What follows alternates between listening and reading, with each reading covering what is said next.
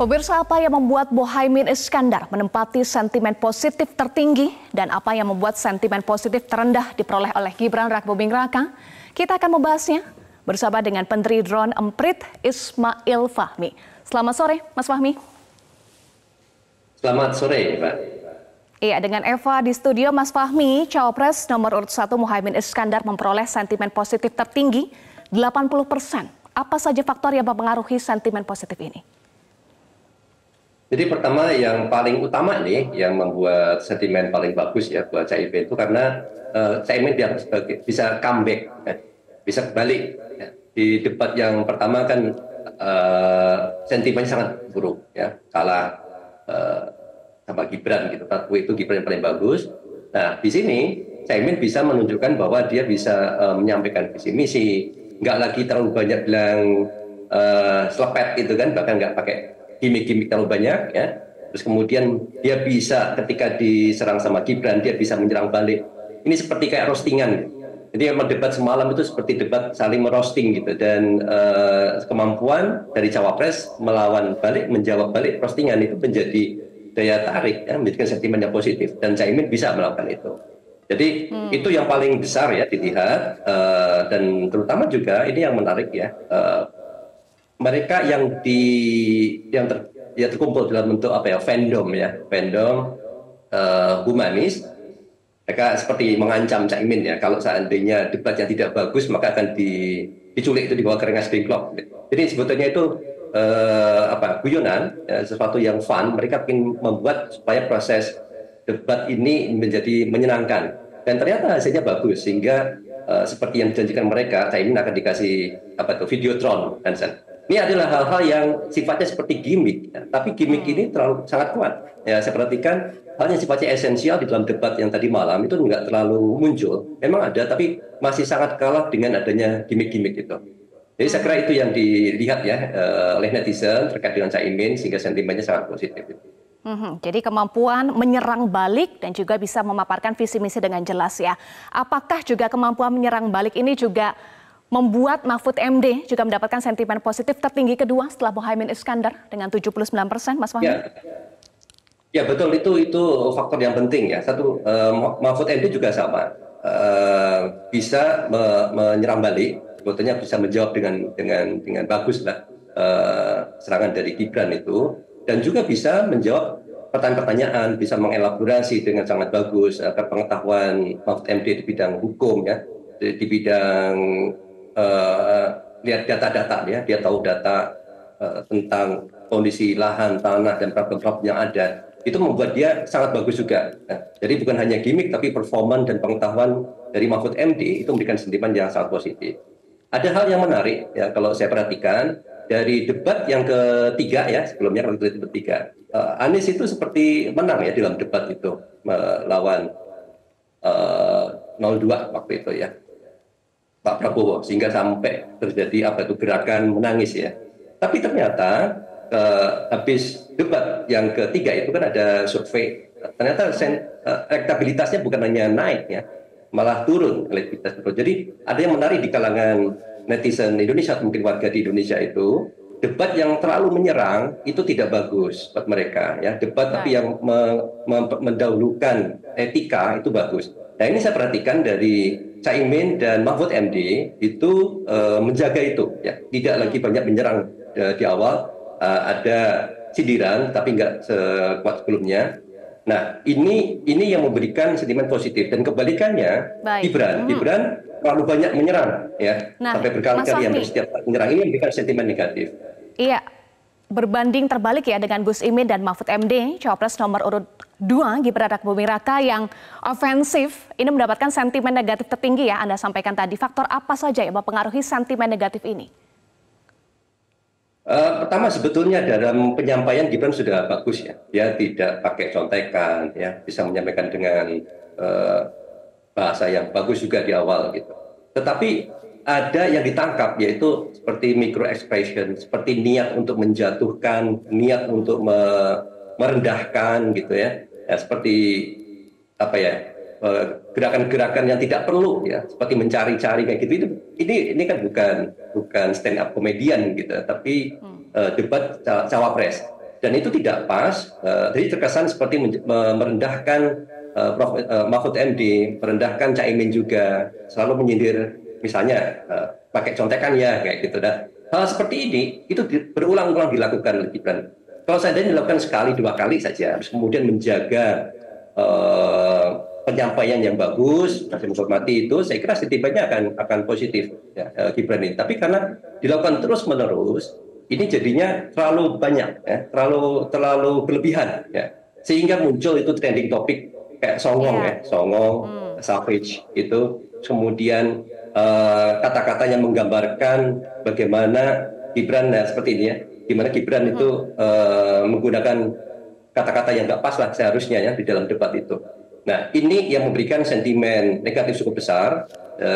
Dan bisa kita lihat ini bukan soal materinya ya, tapi penyampaian materi, penyampaian gagasan pada saat debat itu ya ternyata memberikan sentimen yang besar. Dan perlu diingat dalam debat ini publik banyak sekali yang mungkin tidak paham ya topiknya, ini topik yang sangat berat gitu. Jadi apa yang ditampilkan itu sampai ke feeling ya, sampai ke perasaan. Dan banyak publik itu memilih bukan pakai pikiran, tapi mereka memilih berdasarkan perasaannya ini. Gitu. Baik. Jadi ini harus ada. Ya, menarik tadi Mas Fahmi singgung juga ya, ada sejumlah kata yang trending di media sosial untuk masing-masing cawapres ya. Mungkin boleh dipaparkan, tadi sedikit sudah bocoran untuk Gibran ya, yang trending. Ya, misalnya Caimin itu. Caimin kata-kata yang paling banyak muncul ini pertama adalah etika. Ya. Etika. Dia mengingatkan kepada Gibran tentang pentingnya etika, dan bukan hanya etika dalam berdebat, tapi etika lingkungan. Itu jadi ada esensi di situ. Kemudian juga soal comeback-nya bisa menyampaikan dengan bagus, kemudian videotron, terus kemudian juga Rengas Degklok, ini kan percakapan dari para fandom yang dia akan memberikan dukungan pada Caimin, dan bukan sekedar dukungan. Kalau seandainya nggak bagus pun juga bukan kemudian dibelain terus, tapi akan dihajar, dibawa ke Rengas Degklok misalnya gitu. Dan itu ada Tom Lembong ya. Tom Lembong cukup besar volume percakapannya terkait dengan Caimin, dan itu merupakan kata atau nama yang banyak sampai 3 kali ya disebut oleh Gibran ya terkait dengan Caimin gitu. Nah, kemudian kita bisa lanjut ya kata-kata yang paling banyak terkait dengan Gibran gitu. Itu ada kata-kata seperti merendahkan, menghormati, melecehkan gitu ya. Terus ada menjebak. Nah, dan kata-kata ini memberikan impact, kesan bahwa Gibran ini seolah songong gitu ya. Songong, kemudian juga cringe, ya savage. Ya, savage itu kan artinya berlebihan ya, kasar gitu. Dalam konteks tertentu savage itu bagus. Positif ketika diserang melawan balik, tapi di sini kan dilakukan terus-menerus jadinya malah jadi negatif. Kemudian juga di Gibran ada kata seperti recehan. Ya, itu adalah respon dari Mahfud MD terkait dengan bagaimana Gibran seperti apa itu merendahkan ya Mahfud MD, masa nggak bisa menjawab seperti itu. Kemudian Mahfud MD nggak membalas lagi, cukuplah ini pertanyaan recehan misalnya. Ini ternyata cukup tinggi juga terkait dengan Gibran. Ada juga yang terkait dengan esensi seperti hilirisasi, itu juga muncul. Ini menjadi salah satu andalan Gibran dari awal, pertengahan, dan sampai juga di penutup itu Gibran menyampaikan soal hilirisasi ini. Dan terkait dengan Mahfud MD, beberapa kata ya yang banyak muncul. Paling besar itu adalah soal bagaimana Mahfud MD mengignore ya, mengabaikan pertanyaan yang tidak penting menurut dia ya, atau receh ya. Dan kata-kata itu sangat menarik buat netizen ya. Ketika Mahfud MD biasanya dalam debat kan semua pertanyaan dijawab, tapi Mahfud MD pada debat yang semalam ada satu pertanyaan dia tidak jawab. Itu muncul sebagai respon yang natural ya, karena sebagai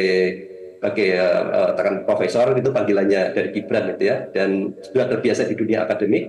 Yang pertanyaan Gibran itu dilihat tidak pada tempatnya ya, membahas hal yang harusnya membahas sifatnya kebijakan, policy, tapi ini sangat teknis, sudah dijawab tapi kok kemudian terus seperti tebak-tebakan gitu, sehingga ini menjadi salah satu percakapan yang banyak muncul terkait dengan Mahfud MD. Ya. Baik, debat terakhir untuk Cawapres kemarin kemudian memunculkan sentimen publik ya, ada yang positif, ada yang negatif, kemudian juga ada kata-kata trending yang muncul untuk masing-masing Cawapres. Mas Fahmi, lalu apa kemudian kesimpulan respon publik yang muncul pasca debat keempat terhadap masing-masing Cawapres ini?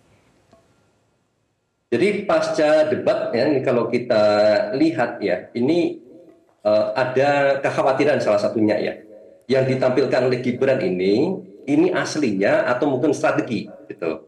Kalau ini memang aslinya seperti itu, seperti yang di trending topik kan disebut sombong atau songong, ini kan berbahaya karena di dalam survei-survei kan selalu menang, dan kalau betul jadi cawapres, kalau real seperti ini menjadi apa ya, hal yang dikhawatirkan oleh netizen.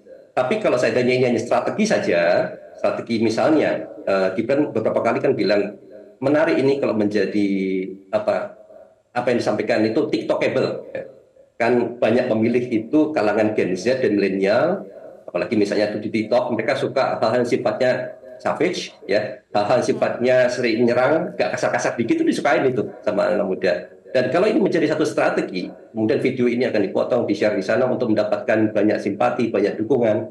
Ya, mungkin, well, it's okay lah ya. Tapi mudah-mudahan asli tidak seperti itu. Nah ini salah satu yang dirasakan oleh netizen, dan biasanya setelah debat ini itu mereka melihat bagaimana esensi itu dibahas ya. Biasanya terkait dengan topik-topik yang ada itu nggak muncul di perdebatan pada saat debat, tapi pasca debatnya itu biasanya banyak dibahas oleh mereka yang punya ketertarikan. Tapi kalau saya lihat dari trend topik sampai hari ini, Gibran itu masih muncul di atas, dan sentimennya kalau di Twitter bukannya positif, itu masih tetap negatif. Jadi saya kira pembahasannya masih belum banyak masuk ke hal yang sifatnya esensial. Gitu. Baik, masih terus trending juga ya di media sosial. Terima kasih pendiri drone emprit Ismail Fahmi sudah bergabung bersama kami di Berita Pemilu. Salam sehat selalu, Mas Fahmi. Jelajahi cara baru mendapatkan informasi. Download Metro TV Extend sekarang.